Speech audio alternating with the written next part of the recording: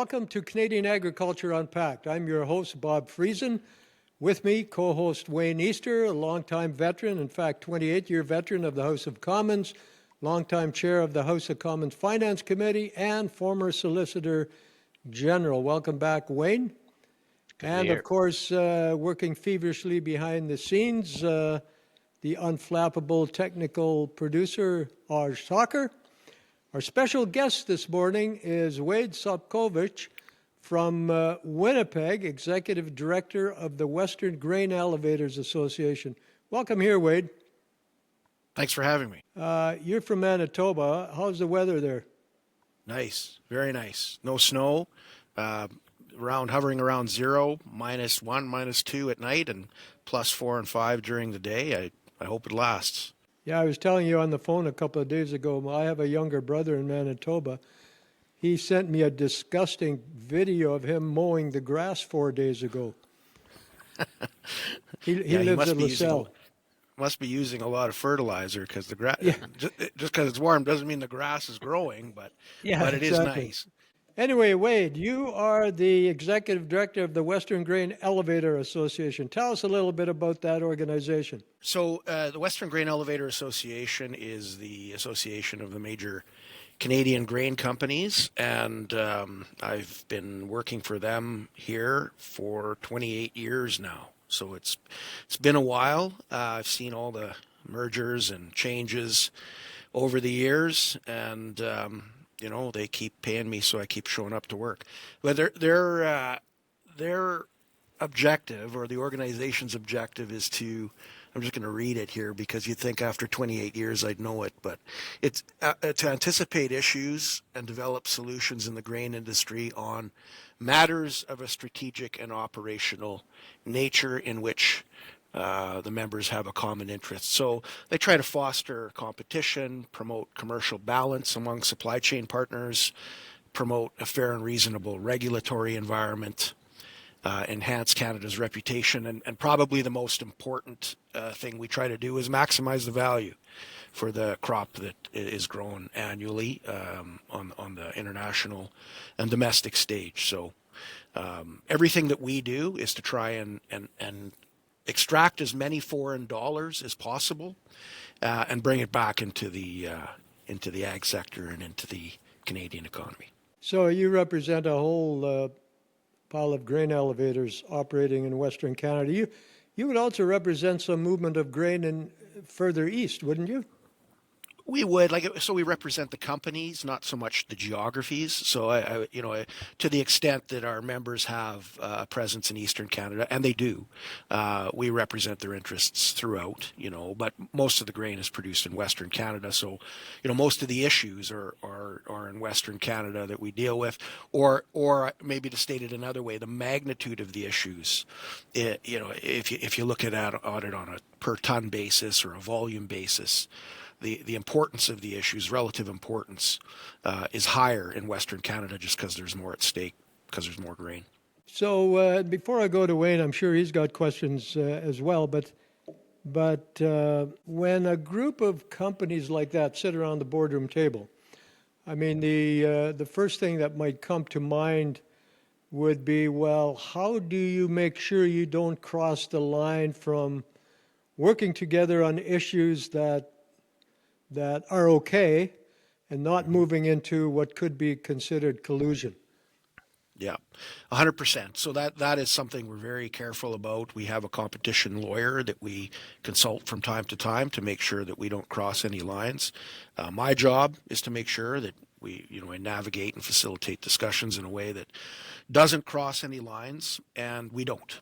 Quite simply, we don't talk about any of those things that would be seen as anti-competitive, prices, basis, anything in that area is just, people would get up and leave the room if somebody brought up a topic like that. We talk about issues that, and it's not as though there aren't enough issues to talk about. I mean, that where there's a common interest, like things like, the supply chain efficiencies, things like global trade issues, regulatory barriers, cost cost issues in the Canadian system, that's what we focus on. That's our role, and we're very careful not to get into areas that are questionable. So you don't decide just before the meeting is done, okay, guys, we're just paying farmers $5 a bushel over the next week. Make sure you That stick to it. it's funny When you because would raise a red. That's when you would raise a red flag. it's What's funny that? because I said first of all that wouldn't happen, like somebody wouldn't raise that. But it's funny because I look back. So the Western Grain Elevator Association was established in 1972, but that doesn't mean there wasn't an association before 1972. There was something called the Northwest Line Elevator Association, and I have minutes dating back to the late 1800s. And I was looking at those, and there was, at the time, conversations about what the price of barley would be back then. That was before the Competition Act was even in place. So there, it's not as though it didn't happen a century ago. It did, but it doesn't happen anymore like that. We have laws that we need to follow, and nobody wants to go to jail. Well, Just yeah, the fact that you have a formal association probably helps to legitimize it and sends the message, look, we do talk about things together, but we also know what to stay away from. Go ahead, Wayne. Yeah, no. You said in the beginning, Wade, that you represent major Canadian grain companies. Does that include foreign companies that are operating in Canada? Do you include them all, or is it just the Canadian-owned ones? So it would be I'll just list them. It's Cargill, Bunge, Richardson's, Patterson Grain, Okay. Parrish and Yeah. Heimbecker, and G3 Canada. So some of them are primarily Canadian companies like Patterson's and P&H, and G3 is a Canadian company, but there are, and Richardson's. I mean, it's the Richardson family out of Winnipeg, right?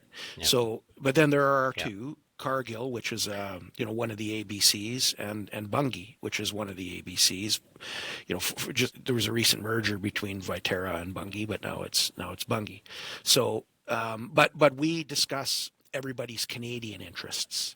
So those sitting around my board table are the ones that are responsible for Canadian operations, and it's about Canadian operations, supply chain efficiencies, Canadian national policy. Yeah, and it's similar to some of the. It's a complicated uh, job, I guess I could put it that way. In that, I'm well aware of the Canadian Meat Council in recent years, and it's something like there you're operating in the company's interests, Canadian policies, regulations, and so on, but you're also representing companies that are in fairly serious competition to one another as well. So it must be hard to find that balance sometimes. And you're right. The you've been around 28 years. I was in the West when there used to be Sask Pool, Alberta Pool, Manitoba Pool, Canadian Wheat Board, and all the other players that are now gone. And there's more consolidation in the industry. So there has been substantial changes. But I expect that dealing with government, especially, and dealing with the Port of Thunder Bay, Port of Vancouver, and elsewhere would still be the same critical environment that it was 30 years ago. You're right. There's a push and pull with the members, right? There's the need to come together and speak with one voice on certain things, so that brings them together to do it. And then, but they're competitors, and they're not predisposed to getting along. They compete, and so that finding that line is always my challenge with them. So we try and make sure we're not, getting into areas where there might not be consensus. They have different business interests. We don't go there. But every major industry in Canada has a trade association. There's the Mining Association, the Forest Products Association. We're just, sort of the Grain Association. Well, and you've got CropLife Canada representing a lot of pesticide companies as members. You know, one of our, and I was going to tell you right up front, if we ever ask a question that gets into competition issues, you can certainly avoid answering them. The deal is you tell us to go to hell in such a way that we look forward to the trip, and then we'll move on. But you know, one of the objectives of this podcast is to talk to as many links in the Canadian agricultural value chain as we possibly can, and of course, grain companies are a very, very important link. Can you tell us a little bit about the production currently? I noticed in some information that you sent me, Wade, that I think it was it 24 or was it 25? Anyway, the last year you had a record of was the highest volume of grain ever produced. Are we reaching a ceiling, or where is that extra production coming from? It can't just be increase in yields, is it? It is. It's increase in yields, and so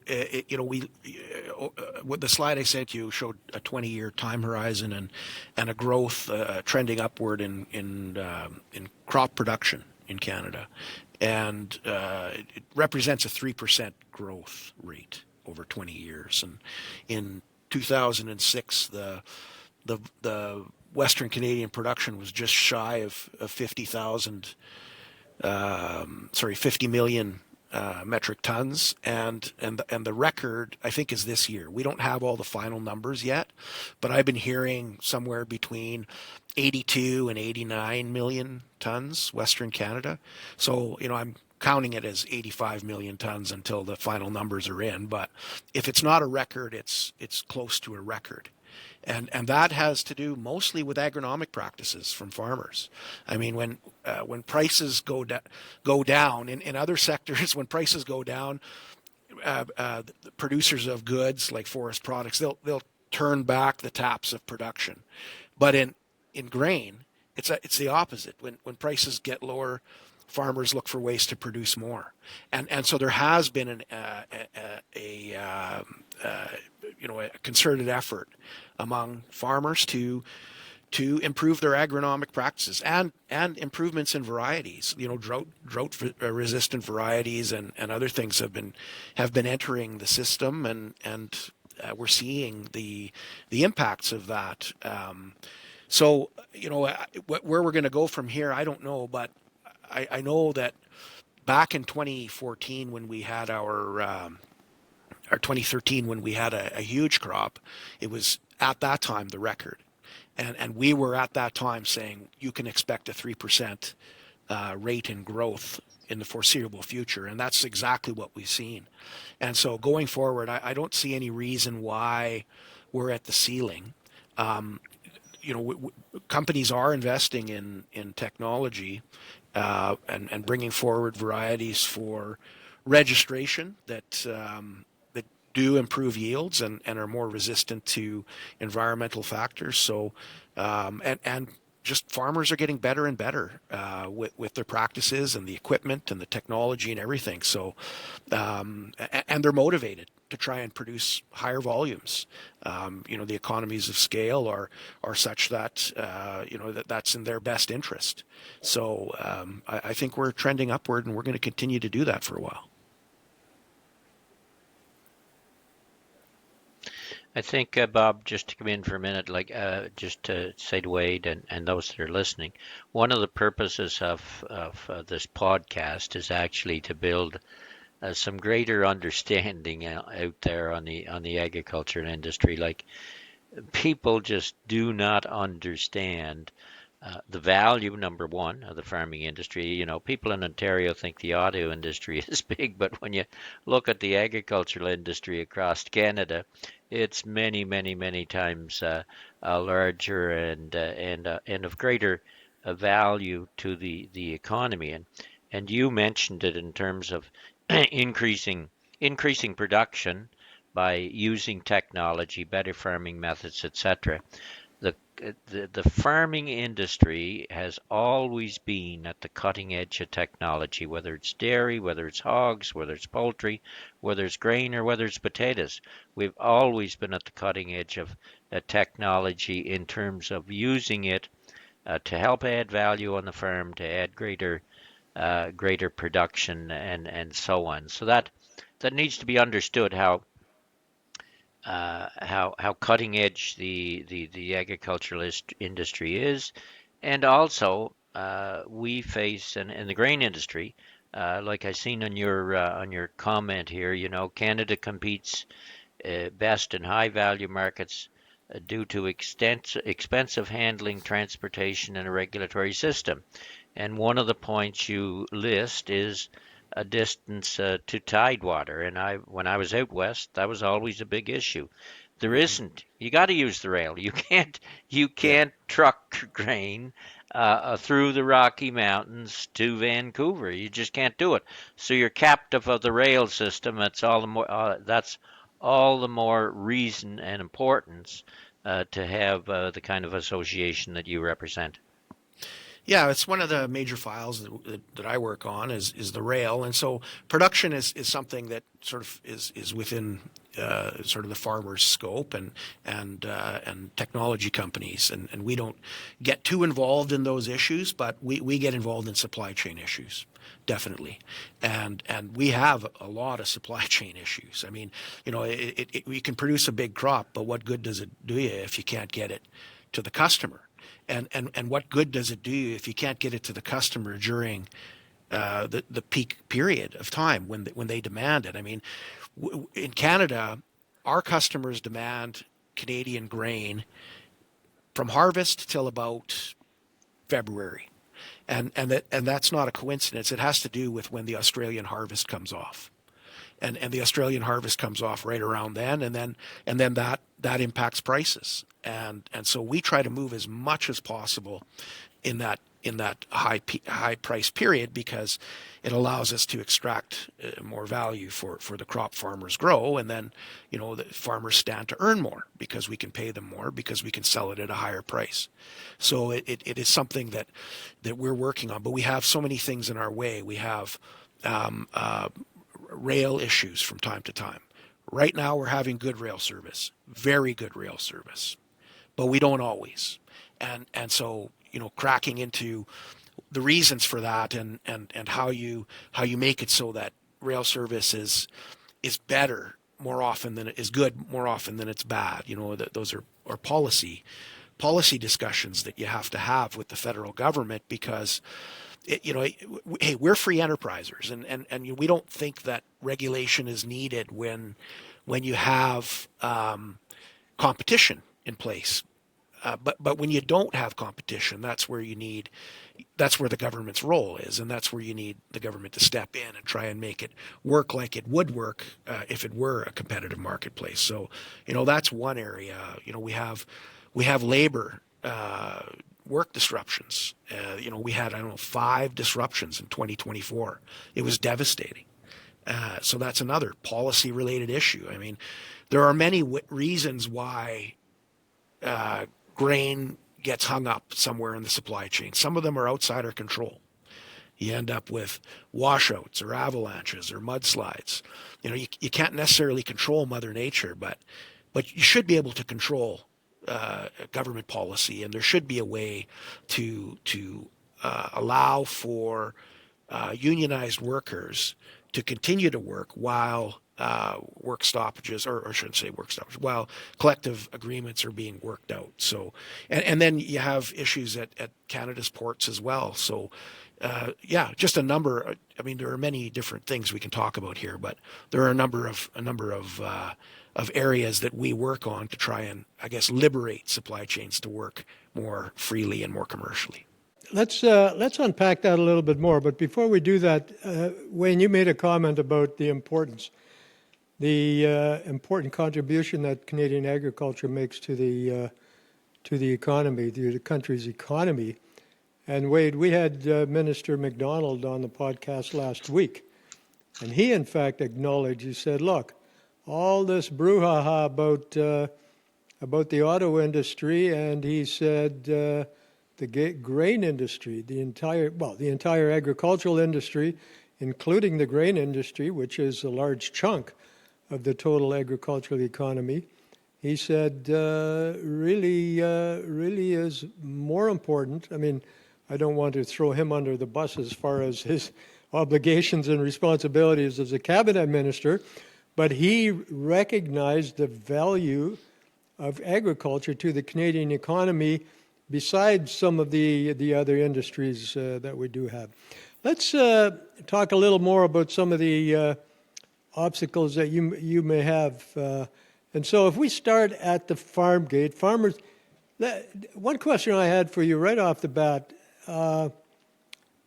do grain companies not fill their inland terminals so that they're not at the mercy of farmer deliveries when the company suddenly has sold a vessel load of grain? No. So the way it works is a grain company will contract with a farmer for a particular quality for a particular delivery period, and they will put on sales programs that take that into account, what inventory that they have, and or vice versa. Sometimes they'll put on a sales program, and then they'll enter into contracts with farmers to meet the quality specifications for that sale. So anytime a producer is delivering to an elevator, it is destined for a sale already. So it's not as though they muster the grain in the elevator and then look at their quality and then try and sell that quality. That quality is already sold. So I'll give you an example, and I've used this example a few times, and people give me a what kind of a look when I say it, but I'll say it. So let's use a scenario. You have a farmer in Manitoba, in southern Manitoba, and he's contracted to deliver a number 2 CWRS. And you have a farmer in Alberta that is contracted to deliver a number 2 CWRS, both number 2s. The farmer in Manitoba is going to be a number 2 because of fusarium damage. The farmer in Alberta is going to be a number 2 because of sprout damage, let's say. There's a whole list of grading factors, but let's say those, just to keep it simple. If you can so now you have a sale for number 1 to Indonesia of wheat. So what a grain company can do is if you can get those trains ordered and have that both trains delivered at the port terminal at the same time, you turn it all into a number 1. Because you're diluting the fusarium and you're diluting the sprout damage, if you see what I mean. So it's important to understand that the network, one of the ways grain companies create value is by blending. And they can blend farmers' grain to meet customer specifications and create value in that way. And so what they will do is when they go back and negotiate with the farmer for a delivery, they will often say, okay, we know this is a number 2, but we're going to give you a number 1 for it because we know we can get a number 1 on we're selling it as a number 1 due to the blending factor. But then the question, so that gets even more complicated though, because what happens if when the farmer delivers it, it's now a number 3. So now you have to make adjustments in your network in order to find other products so you can blend it properly at the port in order to make specifications on the vessel. So I went down a bunny trail there, and I'm not quite sure what the original question was, but I was just trying to, I guess, identify how grain is commingled in the system, how it's blended, and one of the ways that grain companies create value. So what you're saying is it's just-in-time delivery. What happens if a grain company needs grain? What happens if a company needs grain and it's minus 40 and farmers refuse to deliver? Do they not have grain available then that they can use? Or, I mean, there's got to be some sort of logistical issue with making sure that when a company does have the market, has the foreign contract, that they are sure that they will be able to get that grain there by the time they committed to having it there? They'll make adjustments, but the terms of delivery are specified in the contract. So there will be a window of whatever the period of time is, and the grain company will call that grain forward. And maybe today's too cold, but tomorrow's okay, or maybe the farmer is out of the country in the wintertime, and he can't deliver it right then. They'll make adjustments. They'll move. They'll bring in grain from another farmer, maybe to another elevator. They'll plan. It's a living organism, right? And there are many different moving parts, and they'll figure out how to get the right grain of the right specification to that terminal, or at least into the elevator system, with the objective of getting it to the terminal, to get it on that vessel within that contracted window with the customer, in a way so that they don't have to pay vessel demurrage, because that's very costly to have the vessel wait around, and in a way so that they don't have to pay contract extension penalties to the customer. 2 points. One, just one to outline on the blending end, for people that don't know the industry, that the blending, the end result on number one hard spring wheat, with the blending, is that it is still within the tolerances of number one. That's critical. We're not undermining the quality by blending, and it remains within the tolerances for the various classes and grades. That's critical, because Canada is seen as one of the most reliable, we may be price takers to a great extent in Canada, but we're seen as one of the most reliable suppliers of a quality product in grains anywhere in the world. Wade, I'm very, very familiar with how, when the Canadian Wheat Board operated, its system in terms of assisting in organizing trains and qualities, getting various grades, getting to destination at a certain point, and dockage and so on. How is that done in these time? Who's the kind of center that makes sure the product is getting on the trains are getting to port in time when a ship is coming in, and that there's less dockage paid and so on? Who kind of organizes that now within the system that the Canadian Wheat Board is no longer there? Mm-hmm.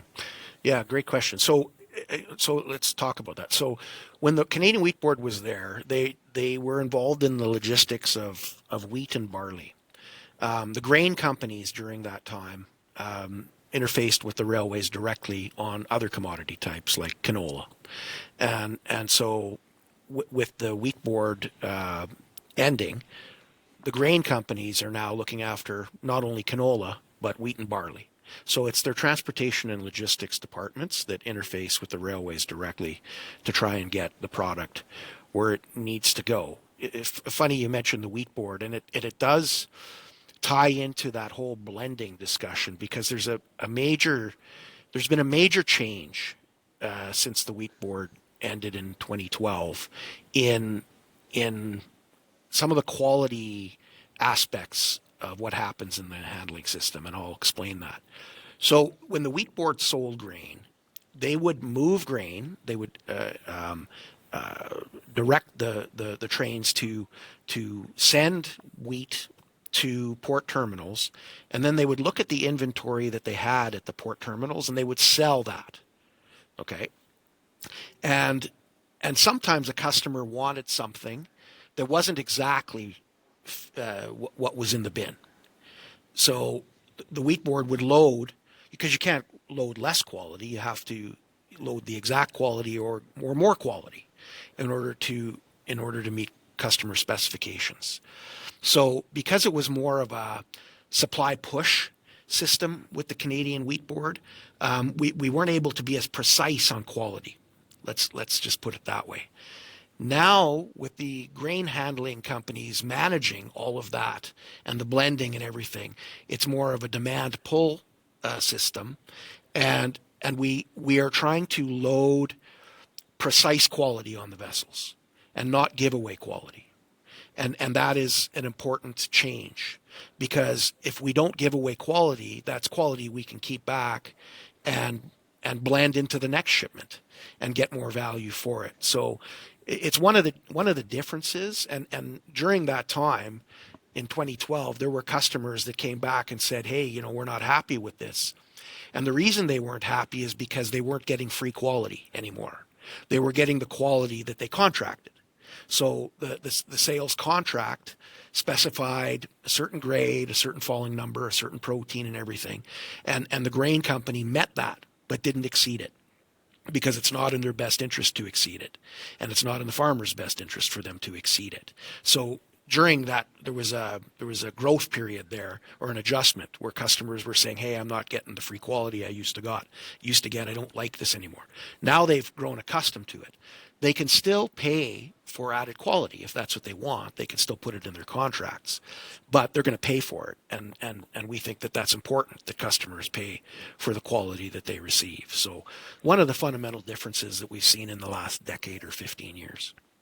So when we talk about quality and we talk about exporting it, I mean, the Canadian Grain Commission has a role there as well, right? Are they helpful, or are they an irritant? They're helpful in some ways, for sure. I mean, we have a grading system, and the Canadian Grain Commission is the keeper of the grading system, and that just makes for a more efficient way of basketing quality characteristics. Like we talked earlier about number 1 CWRS, number 2 CWRS. If you looked at the list of quality factors for each of those, you make your eyes roll back in your head. There are so many different factors in there. So you can sell to a customer based on specifications, but it would be a long list of specifications. It's just more convenient for the customer to say, I want a 2 CWRS, but I want this falling number. I want this protein. Oh, and by the way, I want this particular, I don't know, I don't want any sprout damage or so you start with a sale of a particular grade that is established by the Canadian Grain Commission, and you use that as the basis for making adjustments, right, to suit the customer. So the setting of those grades is important. That's something the Canadian Grain Commission does. The Canadian Grain Commission also provides producer security. That's something that farmers have spoke loud and clear about. They want that. So I think that's, I mean, it's not really our issue. It costs grain companies to provide that security, but that is a cost that ultimately farmers end up paying because it gets put into the basis. And so if it's something farmers want, we'll defer to them on that.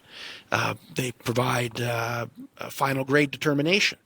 If there's a dispute in the grade, so they'll deliver to the grain elevator. The grain elevator says it's a number 2. The farmer says, no, it's a number 1. That sample can be submitted to the Canadian Grain Commission for independent grade assessment, and the results of which are binding. We agree with all of those different provisions.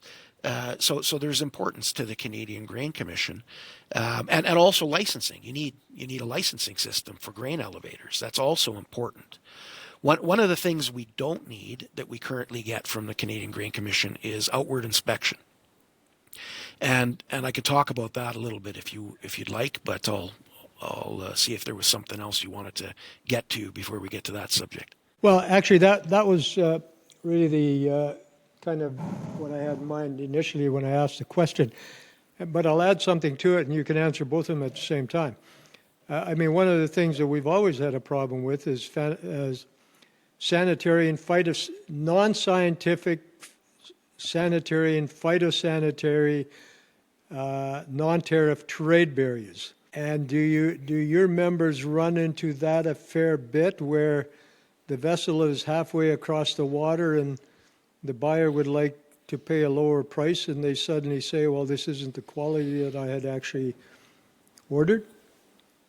It happens. It happens from time to time. We see tariff and non-tariff trade barriers come up, and there's always grain in transit, right, year-round. So whenever this happens, there are always shipments that are really in jeopardy due to a decision like that. we'll see all of a sudden, Vietnam has found Canadian thistle in a shipment, or China has found, blackleg in canola, and we've seen that in the past, right?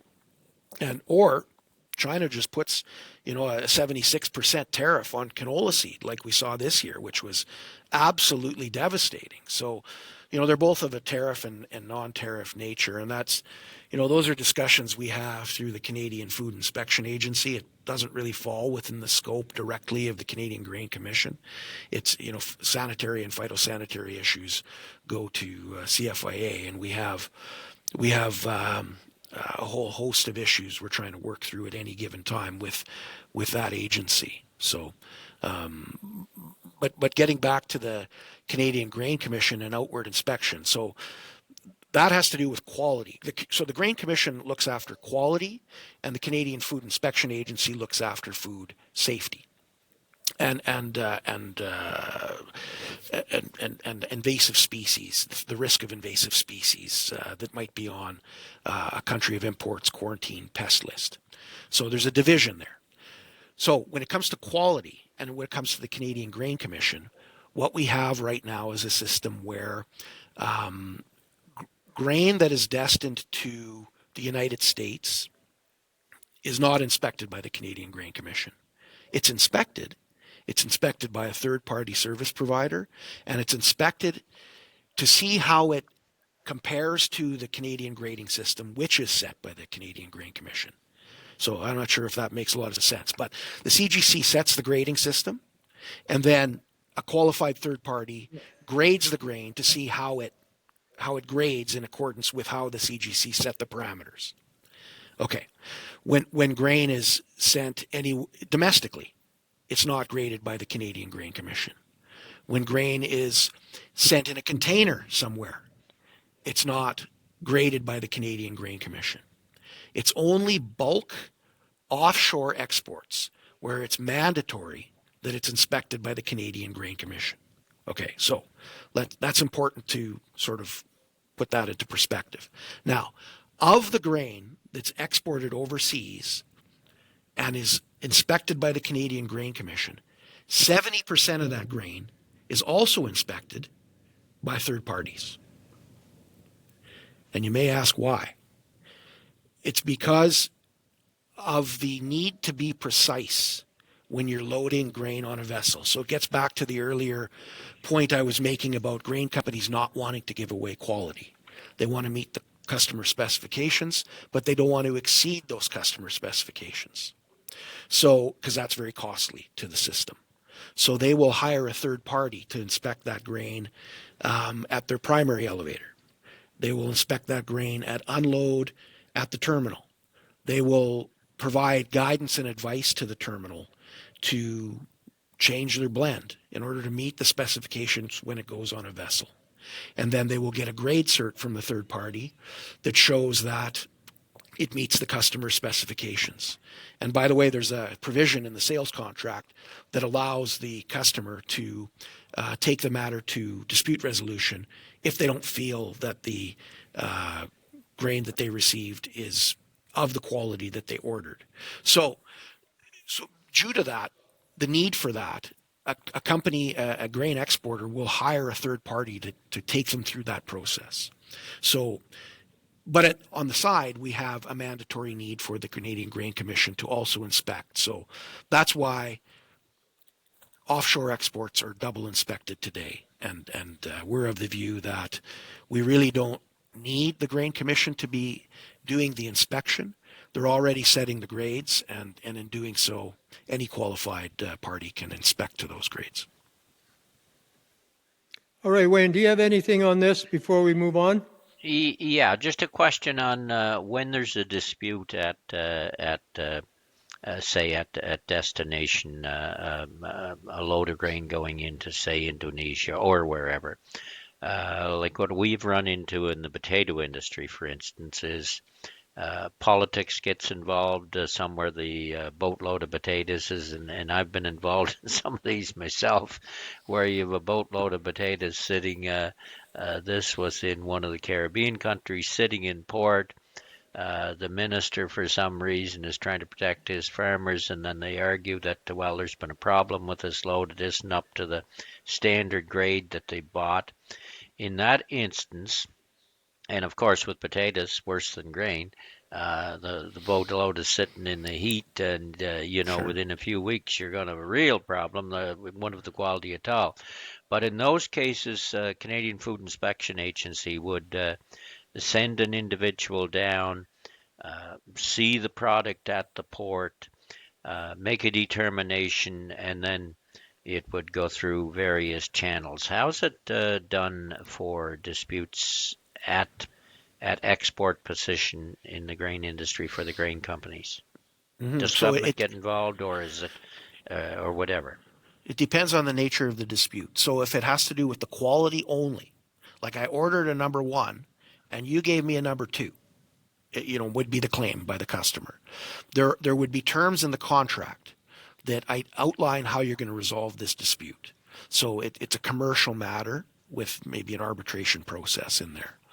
If it's a safety issue, or a quarantine pest issue, like, you know what, there's sow thistle seeds in here, and it's on our quarantine pest list, and we can't unload this because we're not going to introduce an invasive species into our environment. That's where the Canadian Food Inspection Agency will get involved, and they will take a look at that and say, well, the first of all, they'll go to the phytosanitary certificate and say, we tested, we didn't find any in the sample, and then a dialogue ensues. You look for solutions, like, well, I guess first of all, let's find evidence that there actually was, the seed that you're talking about, or is this a political maneuver for some reason?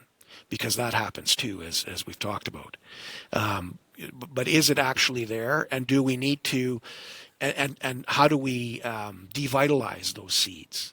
Can we put in place a closed loop system that gets the grain from the vessel to the processing facility to be milled, and then have the I guess remnants, or whatever's left over from that milling process incinerated, or something like that, to eliminate the possibility that a noxious weed would get released into an environment where it doesn't otherwise exist. So solutions are looked for.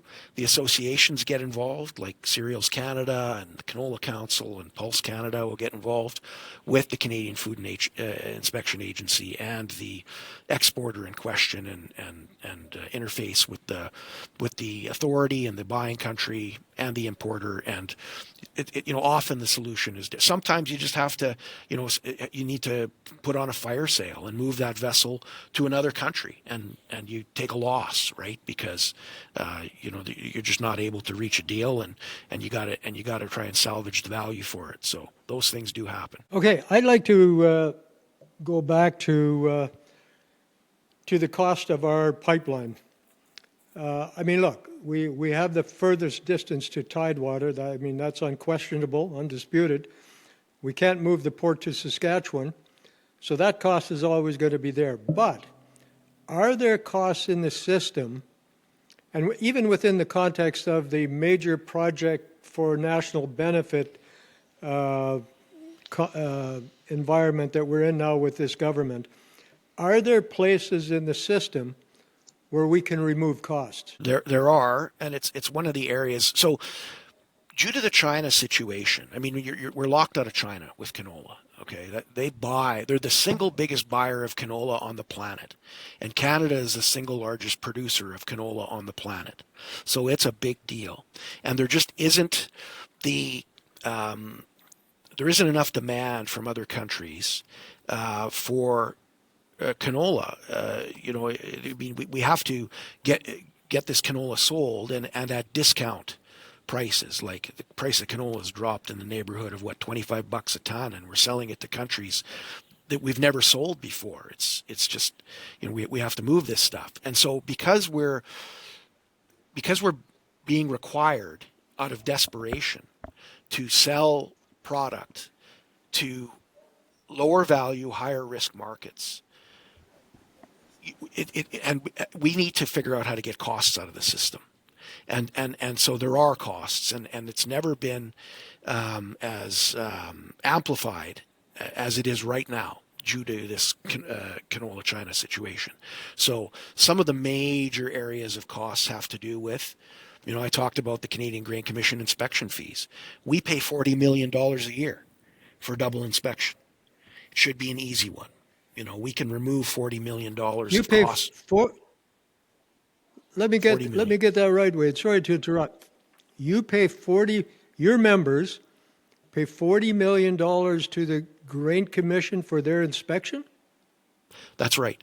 And like I said, 70% of that is double inspected, and we just take the CGC certificate and file it. Like, it doesn't go to the customer.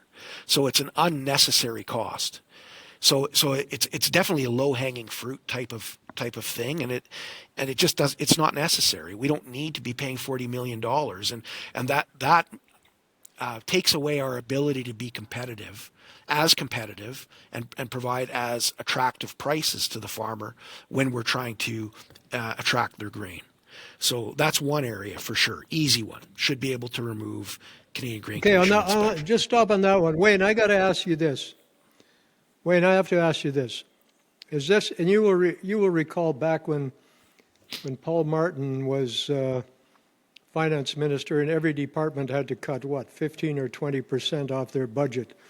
Mm-hmm. And I know as farm organizations, we were very concerned that some of the services that departments were providing was basically a source of revenue to spend money someplace else. This $40 million that's going to the commission, that cannot be cost, is it? Yes, it would be. They're not supposed to be making a profit. It would be cost for what they do. Yeah, but it's not very long ago when they had a $90 million surplus, if I recall correctly. And they still do. I know Farm Credit did, but are they still having a surplus, and it's going into the general revenue? They have a surplus, because the objective here, I know the objective of at Finance Committee, when we had discussions with various agencies that are providing services, public services, they're not supposed to be the objective was not to make a profit, but be sure you break even. So they shouldn't be there making a surplus that's going into general revenue, because that makes us less competitive as an industry. So public services is supposed to be just that, public services at basic cost. And you're saying that's not the case. Well, I guess what I'm saying is the Grain Commission needs to predict what their costs are going to be, and so they have to set a fee with that prediction in mind. And there was a few years ago where they miscalculated that, and it resulted in a major surplus. And since then, they've kept their fees frozen. And so they just announced we're not increasing our fees anymore. If our expenses exceed our revenues, we're going to draw down the surplus. And so, but they haven't drawn down the surplus. Sorry to interrupt, but is that to draw down the surpluses that's on the books, or are they making a surplus every year? It's to draw down the surplus on the books. So the last fee that they set basically paid for the operations, but it didn't address the surplus situation. Okay. Does that make sense? Okay, interesting. Yep, interesting.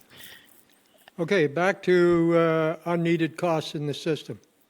Sure. So that's one. I mean, we're seeing fees in the Port of Vancouver. So the problem we have is that the Port of Vancouver, in their letters patent, are to set port rents in line with local market values. And we've seen real estate boom in the Port of Vancouver. So when they're setting their rents for port terminals, every time there's a rent increase, it's going up by 30, 40%. and it's just crazy. I mean, the biggest moneymaker in the Port of Vancouver is the Port of Vancouver, and so there's an issue there. So our perspective is that the Port of Vancouver isn't there just for the local area. It's there to support the economies that ship through product through the Port of Vancouver. And therefore, rent shouldn't be set just based on a localized formula. It should be set based on something more average to the entire country. And so costs for port rents are just astronomical, and they severely contribute to our costs, which go into our basis again, which goes to subtracts from the value that we can offer the farmer.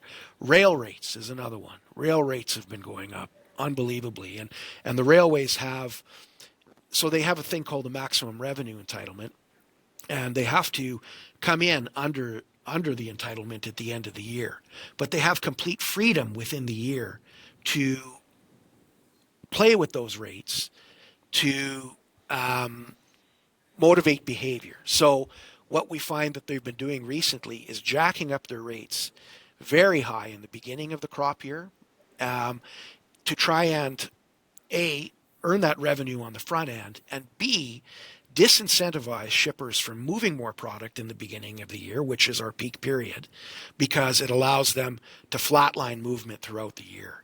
If they can get some of that grain that would move in September, October to move in May, June, right?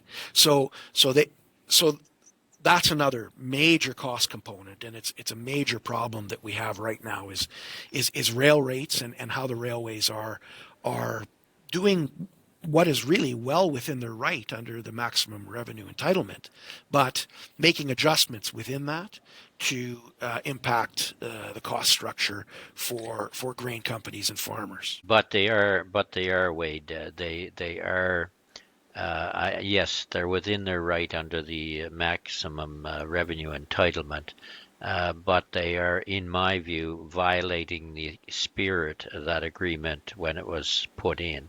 I mean, what we've watched in transportation is, they're moving potash and other products too, and they of course will try and move their higher value products, and the system will have to, the grain system might have to wait, and that's certainly a problem.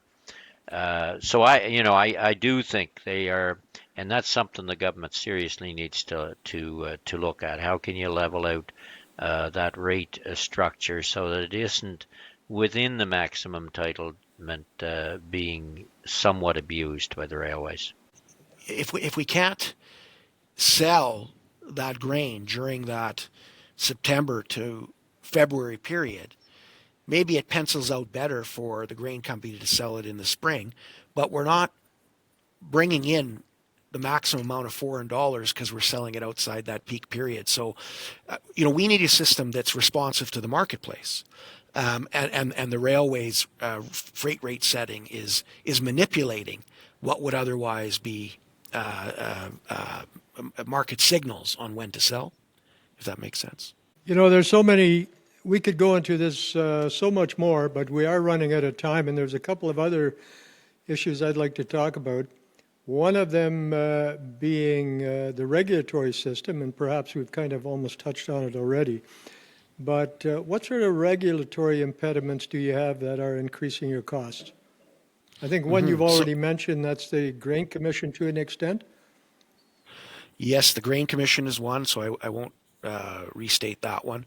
Another one is, it's going to seem pretty straightforward and simple, but we're just beating our heads against the wall on electronic trade documents. We have, you can get into a Jets game with an electronic ticket, but you can't sell grain and provide electronic phytosanitary certificate to your customer. So why is that important? It's because when we sell grain, we don't get paid until they have all the documents. So if we have to courier that phytosanitary certificate from the Regina office to the Winnipeg office. That takes a few days. And then you have to courier that phyto to the customer, to the import officials and the customer in a different country. That also takes days. And it needs to arrive before the shipment arrives in order for the shipment to clear customs and be let in. And then after all that happens, the grain company can get paid. If we had an electronic system like most other countries do, we'd be able to get that phytosanitary certificate immediately. We'd be able to transfer it electronically to the customer and to the import officials in the destination country immediately, and then we would get paid much sooner. That's important because the cost of money is high, and the number, even just a few days on a shipment of that size, costs a grain company in carrying costs. And again, that's added costs to the system, right? So, what happens to those costs? You try and pass them through to the farmer if you can, to the extent which competition allows. But it's one of the ways we can remove costs from the system through making, something pretty straightforward, and that's, electronic documents.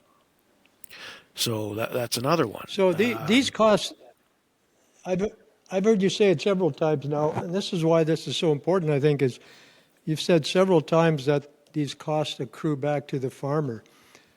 Do all of the costs accrue back to the farmer? And, there are those that say that grain companies are nothing more than cost-plus marketers.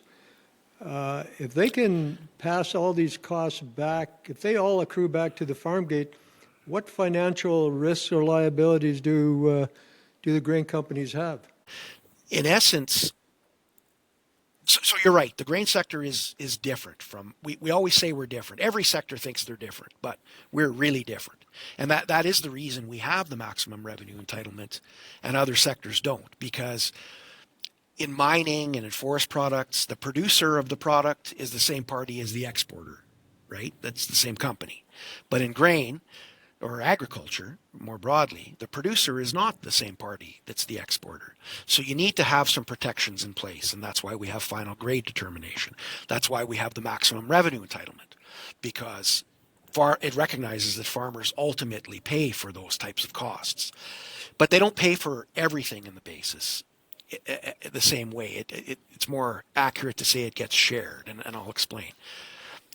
One way of thinking about basis is that it gets divided into three components. One component is that which we're talking about, which is costs that really are the same for each grain company. Freight rate costs, property tax, Canadian Grain Commission fees, those are generally the same. And so they get worked into the basis as basically a pass-through item and get subtracted from the value before a price gets offered to the farmer.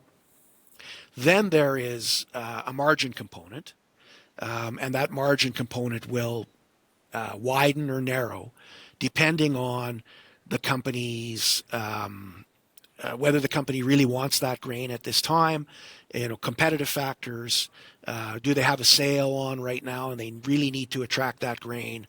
They'll narrow that margin component just to get that sale done.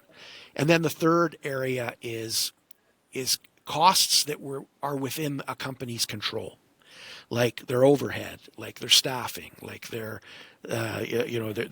infrastructure, their footprint, and they will try and reduce those costs as much as possible while still being able to operate in order to try and attract that farmer's grain. So it is cost plus in some areas, but in some areas it isn't. Well, there is a lot to talk about, and I think we're going to have you back shortly. But let's. Wayne, do you have something? Sorry.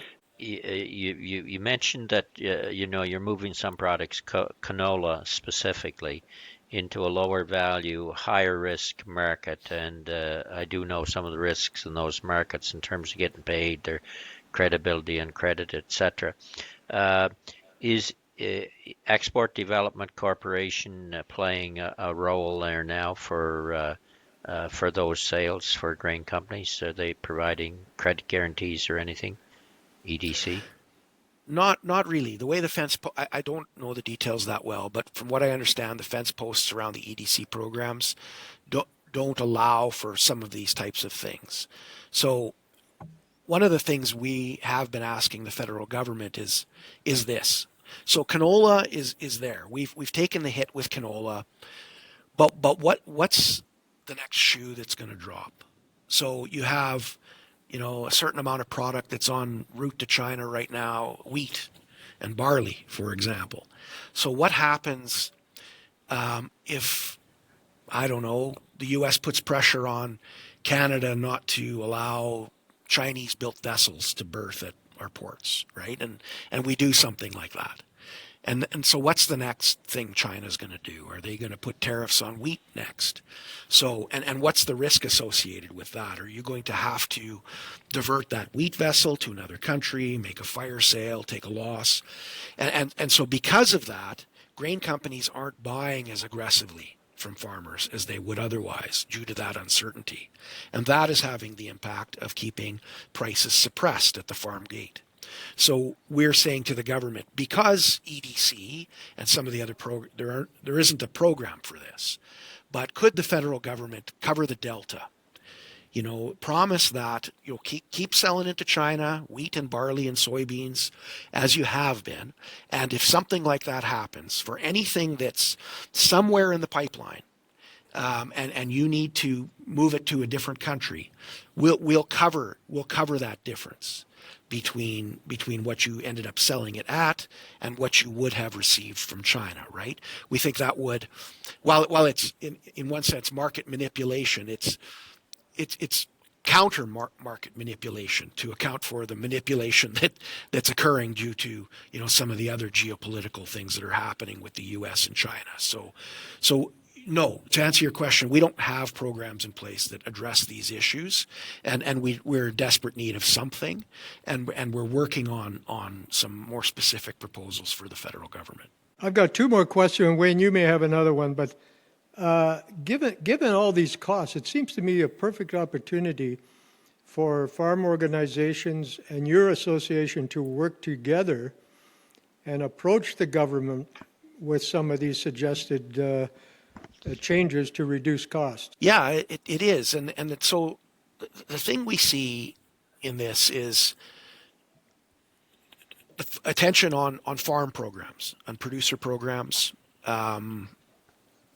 taking a lot of the airtime and the oxygen and attention. And that's great, and we need those. But we also need something for exporters. So a grain company entering into a contract with a farmer at a certain price, and then the bottom falls out of the Chinese market. Well, the buyer still honors that contract with the farmer, even though he now needs to dump it in another country. And so it's that phenomenon that we find isn't being recognized by the federal government, and isn't being, I guess, maybe it's recognized, but it's just not in their wheelhouse by producer organizations. They are, and rightly so, focused on compensation and programs for farmers. But there's a whole other element of damages that grain companies have occurred, and so there could be opportunities to work together, but very quickly we'll get into identifying priorities, and we will have different priorities because we're looking at it from a grain handler perspective, and they're going to be looking at it from a producer perspective. Okay, my last question is, given the trade wars that Trump has started around the world, is there, and with what's going on between China and Canada, is there grain stuck in Canada currently? So stuck, I wouldn't describe it as grain being stuck. I would describe it as grain companies making adjustments to their priorities.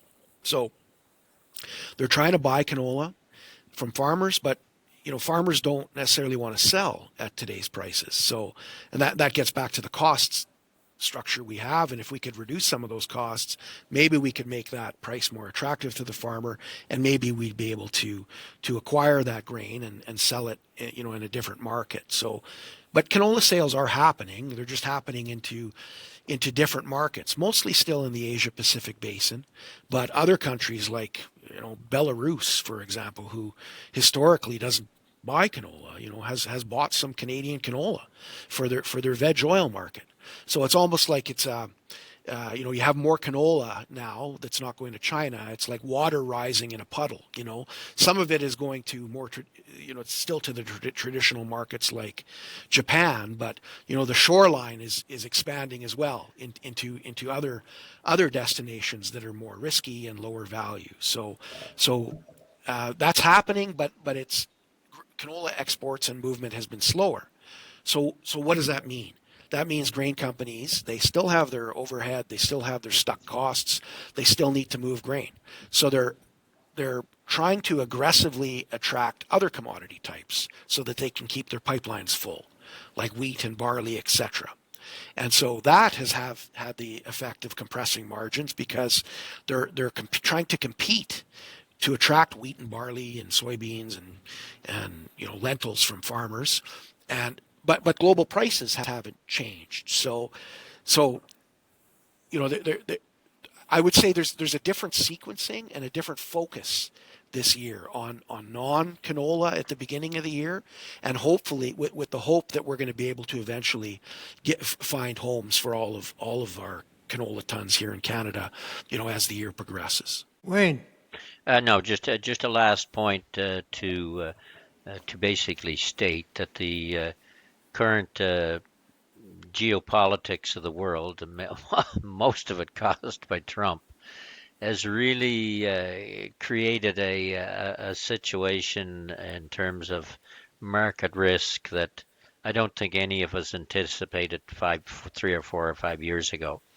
And I sincerely believe that when our federal government makes a decision that is going to, in order to try and appease Trump or whatever, it makes a decision that creates a cost, whether it's to the elevators themselves or whether it's to farmers.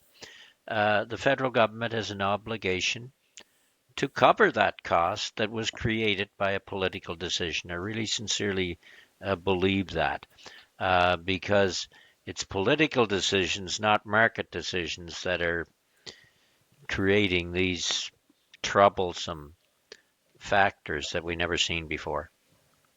I couldn't agree more, and it is true. You know, these are not of our creation. We're trying to manage through a larger geopolitical game.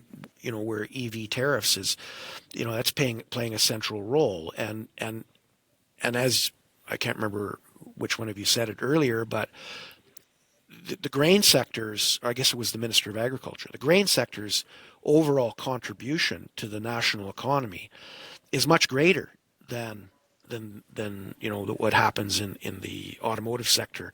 But again, it's political. I mean, you take a look at, you know, the base of liberal votes and the base of conservative votes, and you know, they're different. So we're not feeling the love right now. We're not feeling like there's a sense of understanding of this, but we think we're part of the solution. If we can get, like, we're number 6, I think it is, in terms of all Canadian exports. We generate 150 billion or 7% toward Canada's GDP. Even an incremental amount of value that we can extract from in foreign dollars and bring that back to the Canadian economy would have a material, a more significant impact, you know, than some of the other sectors. And we think that, you know, we can be part of the solution with the right assistance and the right understanding from the federal government on what is needed. Do we think that the EV tariffs are going to be lifted tomorrow? No, but there are things that can be done to help prop up, you know, the grain sector and the oil seeds, you know, in the interim while these things are being are being worked out, and a lot of it has to do with regulatory barriers and cost barriers that are well within the federal government's ability to control, and wouldn't require agreement from other nations. Well said, Wade. Thank you very much, gentlemen. That's it. Great discussion. We will need to have you back, Wade. And to the viewer, if you've eaten today, thank a farmer.